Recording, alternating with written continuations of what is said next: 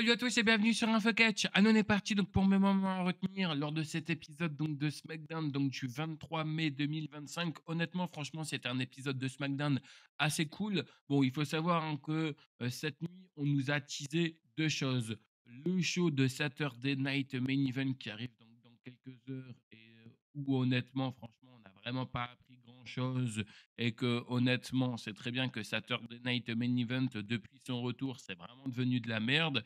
Bref, et on nous a également scientisé le prochain pay-per-view de la WWE qui est beaucoup plus intéressant que Saturday Night Main Event, même si je sais que vous allez me faire chier dans l'espace commentaire en me disant oui, mais Saturday Night Main Event, c'est pas un pay-per-view. Du coup, c'est quoi alors si c'est pas un pay-per-view? C'est un show spécial où il y a quand même des matchs qui font partie hein, donc d'un pay-per-view. Bon bref, hein, j'arrête de m'énerver sur vous, mais en tout cas, c'est la vérité. Hein. Saturday Night Main Event, pour moi, je le considère comme un pay-per-view. Je le considérais toujours comme un pay-per-view. C'est pas un Raw, c'est pas un SmackDown, c'est un événement spécial. C'est comme un peu Day One. Pour moi, Day One, c'était un pay-per-view. Bref, arrêtons de s'énerver et débutons avec Tiffany Stratton qui va prendre la parole cette nuit et qui va mettre en garde la future Miss Money in the Bank, parce que vous savez, on a eu donc les tournois. Donc on a vu que la semaine dernière, on avait Alexa Bliss qui s'est qualifiée et là on saura qui sera donc les prochaines qualifiées également.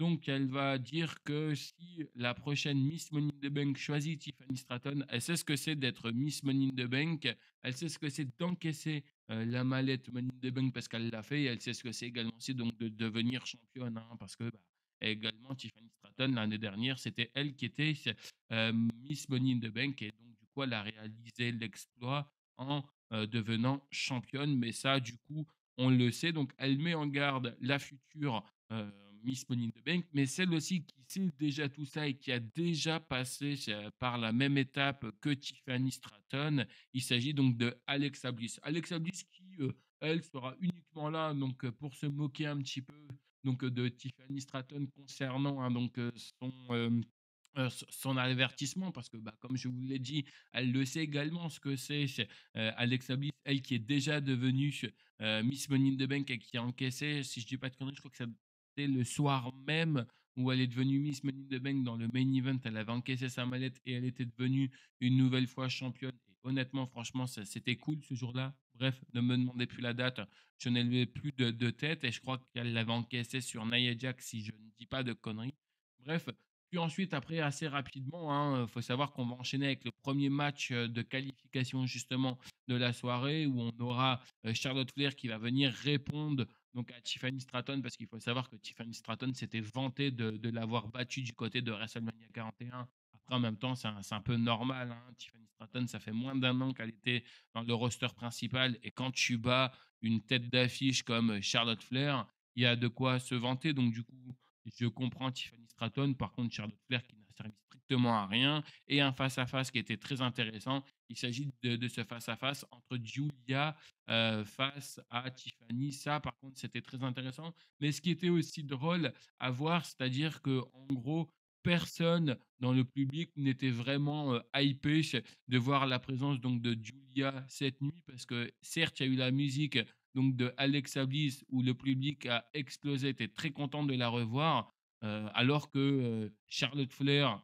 les gens ils en avaient rien à faire.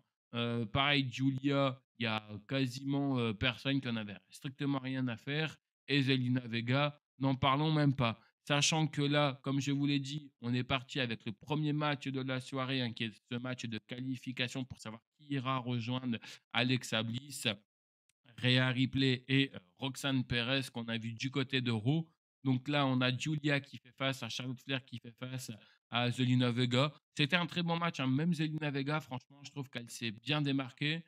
Et puis, victoire donc de Julia. Oui, Julia qui rejoint, comme je vous l'ai dit, un Roxanne Perez, Alexa Bliss et Rhea Ripley. C'est quand même incroyable que tout le monde on en a mais strictement rien à faire de Julia et qu'on donne la victoire à Julia. Après, vous allez me dire, on n'avait pas besoin de donner la victoire à Charlotte Flair parce qu'elle n'en a pas besoin. Et séparons Charlotte Flair pour une année, pour 2 années consécutives de ce titre. Parce qu'honnêtement, elle est en train de nous faire chier à chaque fois qu'elle revient. Il faut toujours qu'on lui donne un titre. Là, au moins, la WWE la sépare d'un titre.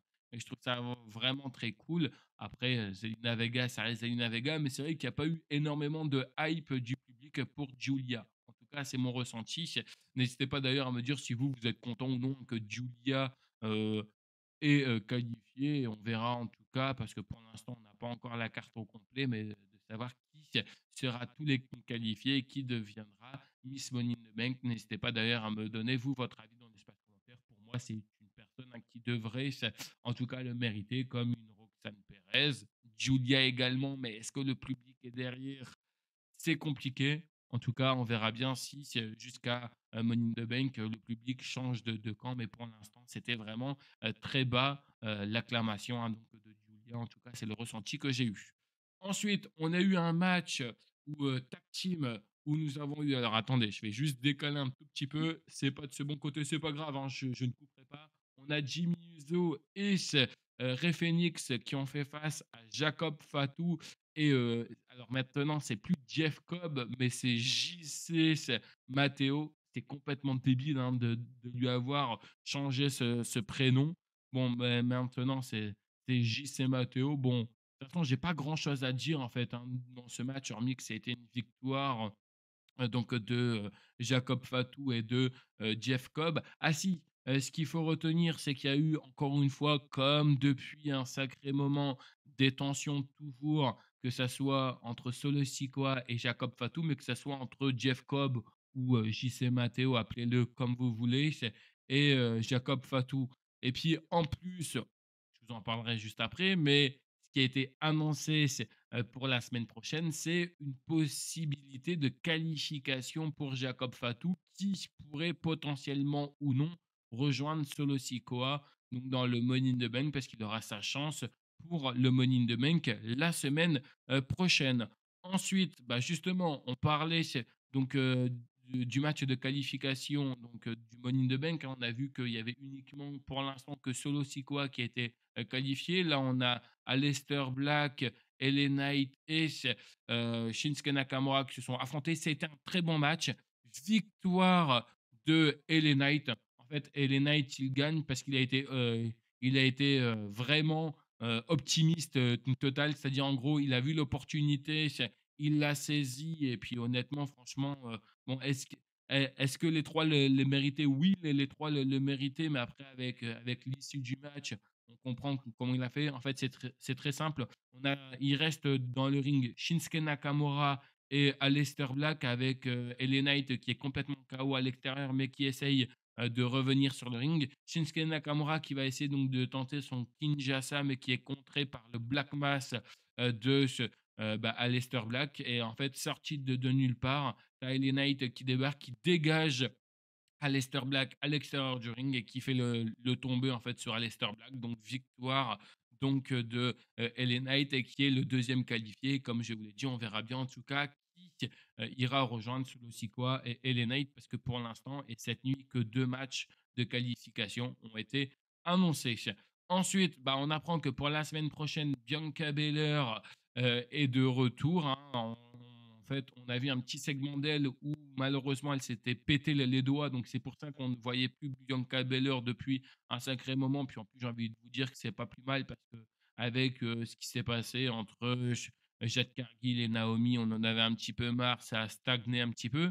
Ensuite, bah, comme je vous l'ai dit juste avant, on a Jacob Fatou qui aura l'opportunité donc de se qualifier pour le Money in the Bank en affrontant Andrade et Carmelo Hayes. Alors on verra s'il va réussir à se qualifier et à rejoindre Solo Sikoa. Ça peut être vraiment très fun d'avoir Jacob Fatou donc dans le Money in the Bank avec Solo Sikoa, surtout qu'en plus, comme je l'ai dit, il y a de l'intention.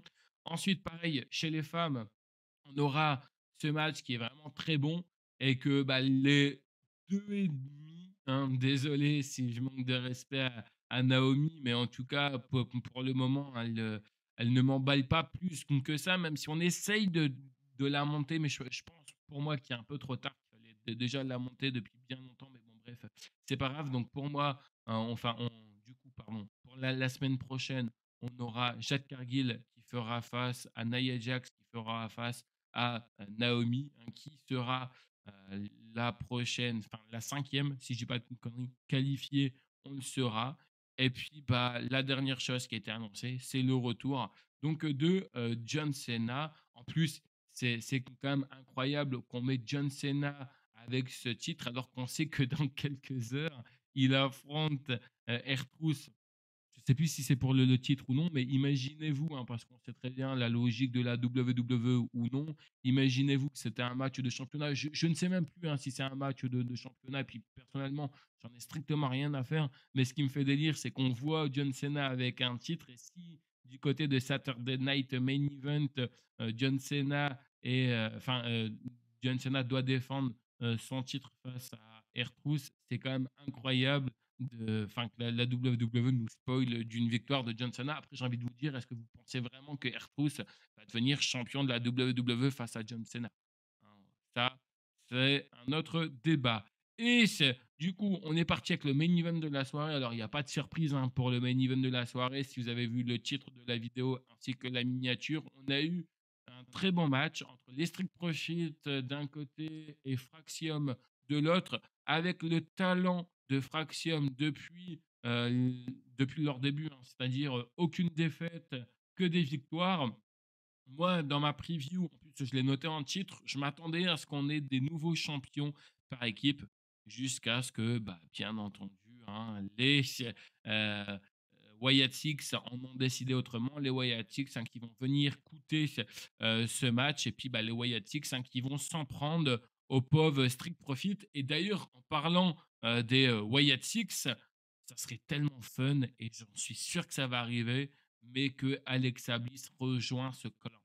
C'est sûr que ça va arriver. Comment ils vont faire, j'en sais rien, mais pour moi, c'est pas anodin que la Wyatt Six débarque une nouvelle fois à SmackDown. Et puis en plus, on a Alexa Bliss. Sachant qu'en plus, ce qu'il faut retenir, c'est que c'est vrai que j'ai oublié de vous le dire, excusez-moi, hein, Alexa Bliss, quand elle a débarqué en début de show, elle avait Lily dans ses mains et elle a balancé Lily comme une merde. Respecte Lily, quand même, Alexa Bliss. Bref, donc, en tout cas, voyons voir un peu ce que ça sera. Je vais y arriver parce que les prononciations et moi, c'est très compliqué aujourd'hui. Bref, qu'est-ce que ça nous donnera? C'est mieux de prononcer ça comme ça, entre Alexa Bliss et la Wyatt Six prochainement. Et est-ce que des membres de la Wyatt Six veulent également aussi s'intéresser au titre tag team? C'est pas impossible, comme ça au moins ça donnera une nouvelle compétition. Puis bah, on pourrait potentiellement nous lancer un match du côté du Money in the Bank entre les Street Profits, les membres de Jay White, les Motor City Machine Gun, et puis bah là, deux membres de la Wyatt Six, hein. Tout dépend de qui ça sera. Mais en tout cas, voilà un petit peu de ce qui s'est passé du côté de cet épisode de SmackDown. Bon, comme je vous l'ai dit, un épisode de SmackDown où je suis vraiment assez satisfait. Encore une fois, je ne l'ai pas regardé en direct parce que ça me saoule toutes ces pubs qui mettent de générique. En fait, en gros, j'ai l'impression que maintenant, c'est mieux de regarder Raw en direct que SmackDown. Parce que certes, les pubs, ils durent quoi, même pas 5 minutes. Alors, il n'y a pas de pub, hein, c'est sur Netflix, mais ils te mettent juste une bande-annonce avec les catcheurs qui bougent et une musique qui te défonce les oreilles. Hein, pour ceux qui se regardent en direct, vous savez de quoi je vais parler via Netflix. Donc, du coup, c'est vraiment très chiant. J'ai l'impression que c'est mieux sur Raw, en fait, hein, quand tu regardes. Et pour les gens, bah, comme vous le savez, hein, qui n'ont pas le temps de regarder la WWE, soit en direct ou soit bah, sur AB1, vous savez que vous avez plusieurs options qui s'offrent à vous, hein. Soit en cliquant donc dans les liens qui sont dans la description, mais dans ce cas-là, il faut être pas fâché avec l'anglais, il faut avoir un ordinateur et un bloc pub. Et ça vous permettra donc de suivre tous les shows de la WWE ainsi que d'autres structures, hein, comme la AEW, la TNA, bref, pas mal d'autres structures. N'hésitez pas à aller voir les liens qui sont dans la description pour ceux que ça intéresse. Et pour ceux qui veulent uniquement que regarder la WWE en version française, en direct, vous savez que vous avez plusieurs solutions qui s'offrent à vous.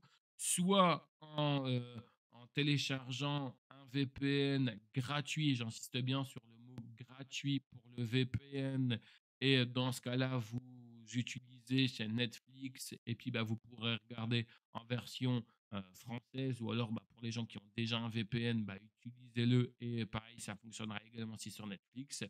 Ou alors, si jamais vous ne voulez ni vous faire chier en cliquant donc dans les liens qui sont dans la description, ce que je peux tout à fait comprendre, ou en téléchargeant ou en inscrivant un abonnement VPN, bah, dans ce cas-là, la dernière option qui s'offre à vous, c'est AB1 ce soir à partir de 20h55. Quant à moi, je vous retrouve plus tard pour une prochaine vidéo. Allez, bye tout le monde.